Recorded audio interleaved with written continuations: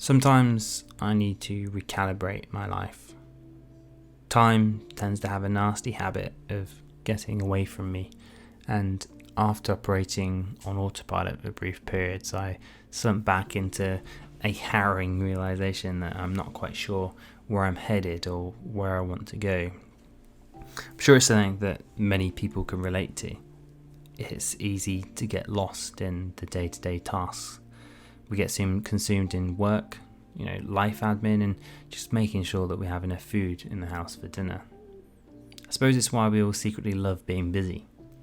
When we're endlessly browsing our phones or constantly looking for something to do, our minds are just too busy to tell us about anything important. How am I feeling about this latest piece of bad news? How am I supposed to know? I've been far too busy to even think about it. It's fashionable to glorify being busy. We see it on social media and pop culture. We brag about how busy we are. When we slow down, or heavens above, stop for a minute, we begin to process our unhappy thoughts and our worries about the future. When we finally have a second to ourselves and we don't have to socialise, or when we don't have to tidy or do anything, we begin to question everything. And I know, speaking from experience, I invariably feel lost. I lose track of where I'm going, and I begin to wonder whether I even know where I want to go. There's certain things that I do when I'm feeling lost that provides me with some comfort. They're methods that I've stumbled upon throughout the years in my search for answers, I suppose, to what you're supposed to do when you feel like that. I've scoured self-help websites and well-being sites, and they're always a great tool to fall back on to guide me and help me out when I'm feeling stuck. I figured as such it would be fun to walk through some of the steps together with you now, and hopefully it'll give you a help when you're feeling lost next. You can think of it as a look inside of my head, a method to help you out, and a bonding experience. What more could you ask for? So step 1, your dream life. So you're going to need to get out a pen and paper, and I want you to tell me everything about your perfect day. Describe it to me in as much detail as possible, keeping in mind that for the point of this exercise, it has to be a day that can happen on more than one occasion. This will stop you from saying your perfect day is the day you get married or win the lottery.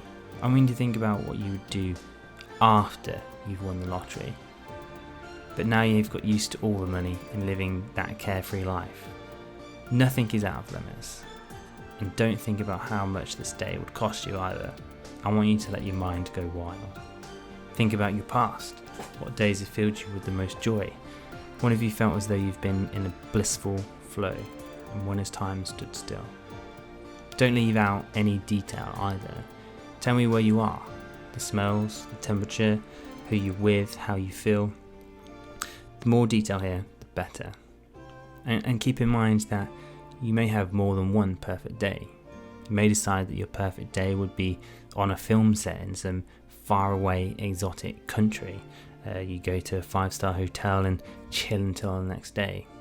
Or perhaps another perfect day, you could be living the day as a professional footballer. You could wake up and go for a run, go to training, play a match, and everything else that a professional footballer does. The important bit here is that you're as honest as possible and you get it out onto the paper. There's no pressure and there's no wrong answer. And if you're struggling for inspiration or still confused as to what the hell I mean, here's my perfect day. So I'd wake up in a nice large bed without the use of an alarm clock. I'm in bed in a large minimalistic room. There's lots of neutral colours, lots of white, plenty of books, there's some plants and a large floor-to-ceiling window at the end of the room. And the window looks out onto the countryside. There's some water outside, whether it's a bay or a lake or something like that, or even a swimming pool. In fact, yeah, there's definitely going to be a swimming pool. There's also plenty of nature on display. I've never enjoyed living in built-up areas, and I'd love to live somewhere where I'm surrounded by nature. I can't decide yet whether there's lots of greens or a splattering of white and greys as the trees are topped with snow. I do know that it's certainly not hot. I love a nice crisp morning, and I hate being warm. So somewhere on the cooler side would be ideal. I wake up next to my girlfriend/wife, and I wake up feeling fresh and rejuvenated. I think that in itself is a dream come true. I go downstairs and do some light activity, something like yoga or even a swim, possibly even a walk with my dog. I would definitely have a dog. This is followed up by something exotic and healthy to drink and eat. Maybe a homemade juice or something like that. Something healthy but just nice. Now I'm strangely productive in the mornings, and so I'd like to think that I'd spend the next block of my day reading or working on something creative. So when I have the best ideas, and it's when my brain hasn't had time to start to doubt itself or to start to abide by the societal judgments, so it doesn't filter out any of the more extreme ideas. I've always wanted to create an all-encompassing brand that pulls together my interests and beliefs and is created by a community for the better of everyone involved, would collectively work on making a difference in the world, and it would be built upon principles and the idea that everyone can be the hero that they need in the world. It would encompass empathy and promote health, fitness and kindness. I want to create a community where people feel empowered. I listen to electronic pop music, and I tend to find it boring if it doesn't move me. I want to feel moved, and I want to be inspired, and I want to make people feel like that. I think in the afternoon I'd settle in for some lunch, and I'd actually have it talking with my girlfriend/wife. We'd have something homemade and healthy. I really enjoy tasty food, but I'm also very content to have bland, easy and simple food if it gets the job done. I think in a perfect life, I'd make sure that my meals would be nutritious and healthy. I'd ensure there'd be lots of fruits and vegetables, and there'd be cuisine from all over the world. I think I'd also like to go vegan. I'm a vegetarian now, and rightly or wrongly, I feel as though going vegan would require a lot more effort. Being vegetarian is no trouble at all. Being vegan, I feel, would be just another step. We'd then go do something together, like a walk or some other physical activity. Nothing too strenuous, but hard enough to keep the heart beating whilst enjoying each other's company. And I would never not be able to go to the gym. I adore training. I think I'd love to be able to split my time between training at a home gym and a local gym. The gym where I currently train feels like a family, and it has such a lovely community vibe. I don't think I'd ever be able to give that up. I continue training for weightlifting, but I'd mix it up now and then just to train for the fun of it. I'll be stress-free and not sleep-deprived, so I'd definitely be able to recover a lot quicker. On my off days, I'd like to mix things up. Perhaps some days I'll spend time daydreaming and writing. Others I'll go and snowboard. I suppose I do need the snow. And perhaps my partner and I will go off on a little adventure, and maybe others I'll spend more time working on my community. And I suppose the common theme is that I will do some sort of physical activity even on my rest days. I'd love to live a more active life and not be limited to the time in the gym. And then in the evening I'd need a humongous, gorgeous homemade vegan delicacy. Nothing too big or fancy, but damn, it would be tasty. Now and then we'd host our family and friends, but mostly it would just be us. I'd love to be able to spend more time with my partner, and I feel like the evenings would be a perfect time to settle down and enjoy a movie. I love stories, and I love being made to feel things. And I think we love stories and songs so much because we get to experience scenarios and emotions that we wouldn't normally get to feel, because they portray certain emotions in such a way that we can better make sense of them. Alternatively, we might want to work on our separate things. She may want to go watch something on TV, and I may prefer to give it a miss. Maybe I'll be productive and come up with ideas for my community or writing. Maybe I'll go off exploring with my partner. I will spend the afternoon watching Netflix. Maybe I work on fitness goals. Maybe I have a quick game on my PC with my friends. I'd stay up until I felt tired enough to go to sleep, and I'd make my way to bed. Step 2. So what does it all mean? After you've worked your way through your perfect day, you're ready to see what it all means. Again, stay relaxed. This isn't a test and there's no right or wrong answer. Whenever I do this exercise, my answers tend to change, although you'll find that the more you do it, they may converge on the same central themes. What you've just written is a treasure trove of clues as to what you should focus on and what you should do with your life. Start wide and narrow it down. So from my perfect day, for example, we can see that I want to lead a more active life. I want the freedom to be able to do what I want to do, and when I do it, I want to eat healthier. I want to live away from built-up areas, and spending time with loved ones is important to me. And I want to work on something meaningful, bigger than myself. And then taking it a step further, I want to do more exercise, and I want it to be varied and a part of my everyday life. I need to work for myself so that I can choose my own hours. Money isn't all that important to me.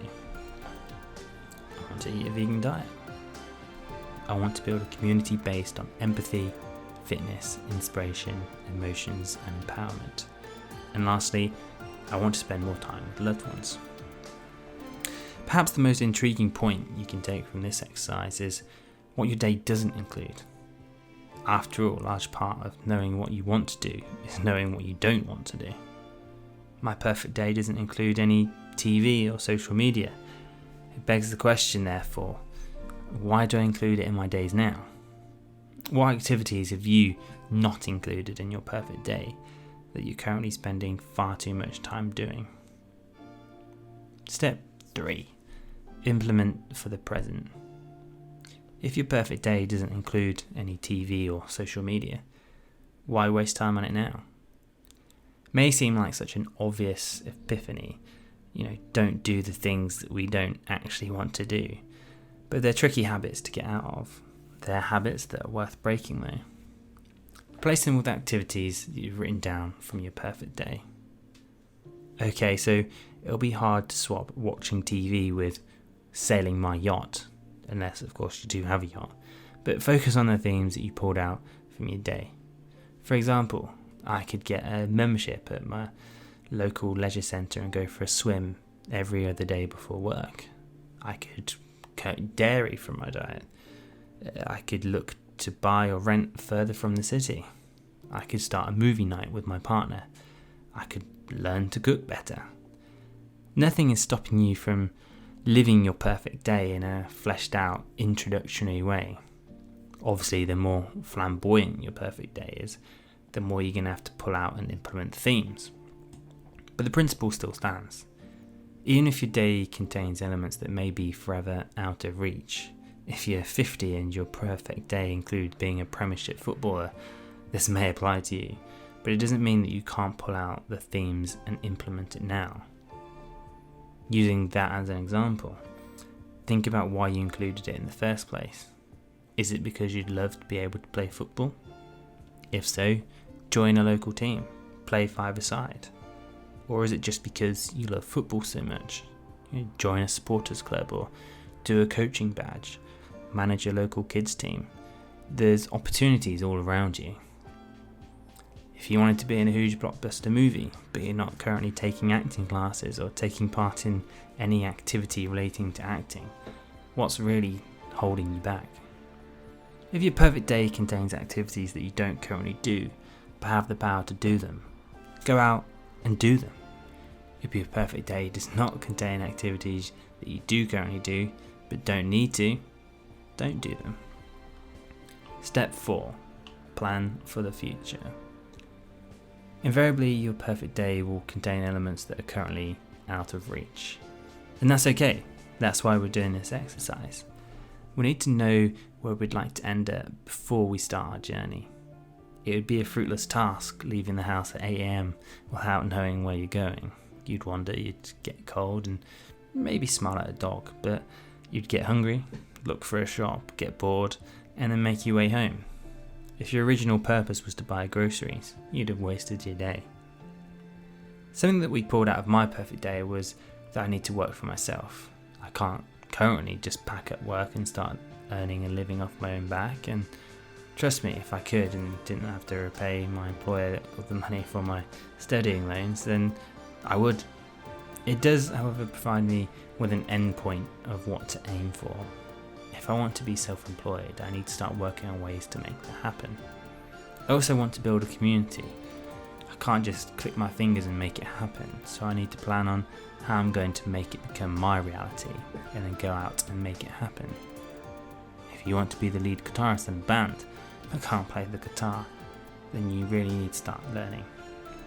You have now, maybe for the first time, set out what you do want in life. It may not be as exciting or flashy as you may have initially thought, and that may make you feel a bit flat. It may, however, make you feel liberated. The truth is that we aren't all money orientated. We tend to want the same things: love, health, security, and freedom. We've been told that we need physical items and constant stimulation to be happy, and yet the truth is much more closer to home. The system we all contribute to relies on our unhappiness and our obedience to go out and keep the corporate wheels spinning. Most of our dreams align, and once that's known, we can spend our free time contributing to society in ways that best suit us. With the advent of artificial intelligence and machinery, even the need for low-cost labour is reducing, and yet rather than seeing a decrease in the amount of time we work, we're spending more and more time sitting in the office. The gap between the wealthy and the poor grows larger every year, and it's time that we work collectively on changing the system. We can start by working on ourselves and creating the lives that we desire.